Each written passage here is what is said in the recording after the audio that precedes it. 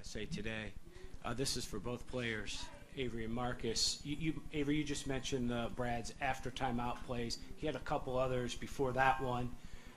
What's the feeling coming out of the huddle after Brad draws something up as a team of what you guys are going to be able to do, and regardless if the ball goes in or not? I think that is one of the good things about this team. We're able to believe in whatever Brad draws up. If it's a good play, bad play, whatever it is, we all believe in it, and I think that always helps because you're able to just read and react after that. I mean, one of the plays that he drew up when Jonas Drevko hit the shot, I mean, it was for me to lay the ball up. But it was a play that I knew that if they helped, Jonas would be wide open, and he was able to knock down the shot. But, those are all plays that Brad makes, and then it's our job to go out there and make sure that we make the next right play.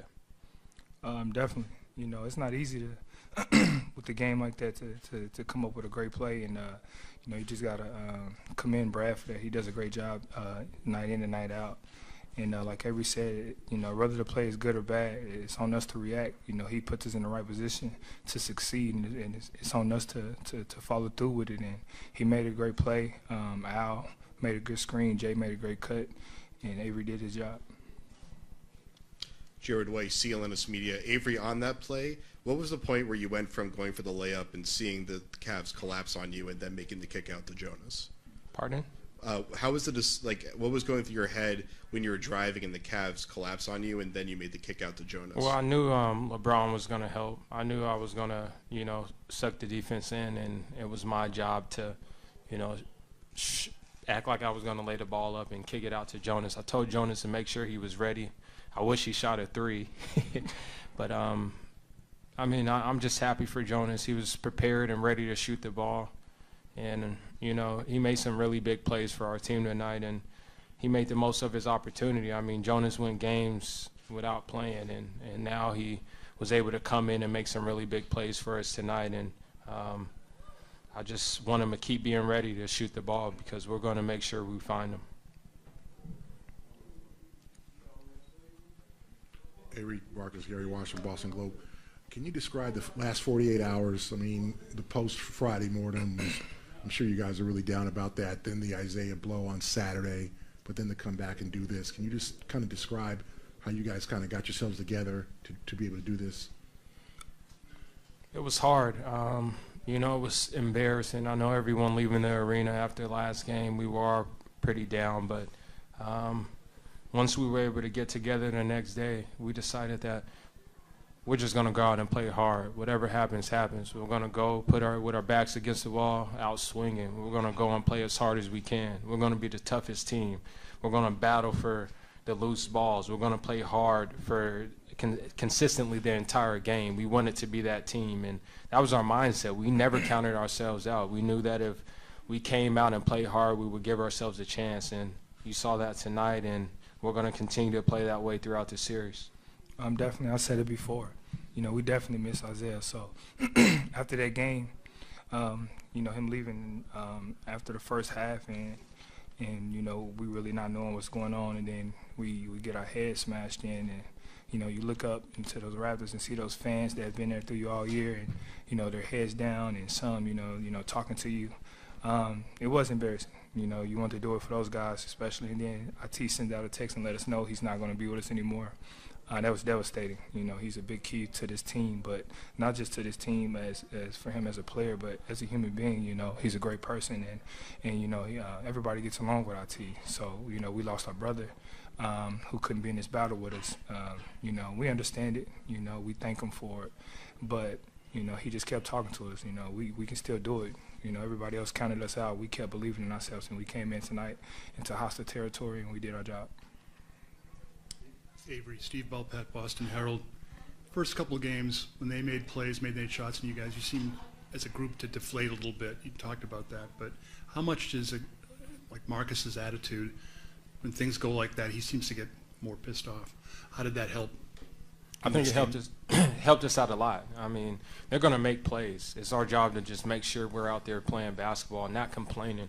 That was the main thing for us tonight. I mean, the foul count wasn't where we wanted it to be, and You know, we can't complain about that. We can't control that. All we can control is the way that we play. And I kept telling everybody, we can't complain because it's hurting us on the offensive end because you're thinking about it. You just have to go out there and play the game of basketball. And if we continue to play that way and stick together and play hard no matter what adversity we go through, I feel like, you know, we're going to be the best team that we can be. And it showed tonight. We had a few times down the floor where we were complaining, but, you know, and it ended up hurting us on both ends of the floor. But we got over it, and we were able to stick together at the end of the game and make some big plays. And I think it started with Marcus Smart, how poised he was at the end of the game. He was able to get us in our sets and make the right play, make some really big plays for our team tonight. For both of you guys, they're in control of the series. They're in control of the game in the third quarter, up 21. What changed at that point? How were you guys able to find whatever it was deep down inside and come back and win this game? It was just us. You know, everybody in this locker room, on this team, has been told you couldn't do something, or had somebody, you know, that really didn't believe in us. And we just kind of put that together and all in one. And we just, like Avery said, we just told each other that no matter what happened, we got to be the hardest playing team. We just got to go out there and play. And that's what we did. Everybody kept believing in one another. And the biggest thing we did tonight, that we did back at home, that we didn't do tonight, was we didn't argue with each other. We argued with each other a little bit in those two losses back at home, and that really hurt us also. Tonight we were just really positive with one another, and we came out and Brad, whatever he drew up, we tried to go out there and execute it to the best of our ability, and shots started falling for us. Avery, if I can just follow up, LeBron had 3 in the second half, 11 for the game. Defensively, what did you guys do to slow him down? I feel like guys like Jay Crowder and Al Horford, whoever switched on them, they did a great job. I mean, like I said, we understand not only him but Kyrie, they're going to make tough shots. It's our job to make sure that we try to make everything hard on them and have a mindset to chip away. And what I mean by chip away is not try to win the game or get back in the game with one shot, just forcing up shots. We understood that we needed to move the ball around, get good shots, and get continuous stops on the defensive end. And, you know, that's big. And for a team that you could say that is a young team, we came out here, and I feel like we matured tonight with the way that we played. We were able to stick together, get consistent stops. I mean, we're playing against a really good team. And LeBron, we understand that he's going to, down the stretch of the game, he's going to make plays for his team. And I feel like we did a great job trying to box guys out, defending him. He's a tough guard, but, you know, we really did a good job of forcing everything, making everything hard on him. And, you know, Marcus did a great job on Kyrie tonight. And it's our job to make sure that we have that same mindset next game, because if we don't, we're not going to have a chance to win the game.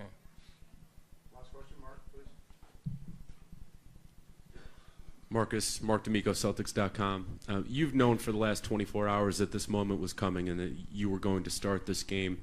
And not to say that you prepared any differently, but you had to have had some different thoughts going through your head leading into this game as opposed to a regular one when you're coming off the bench.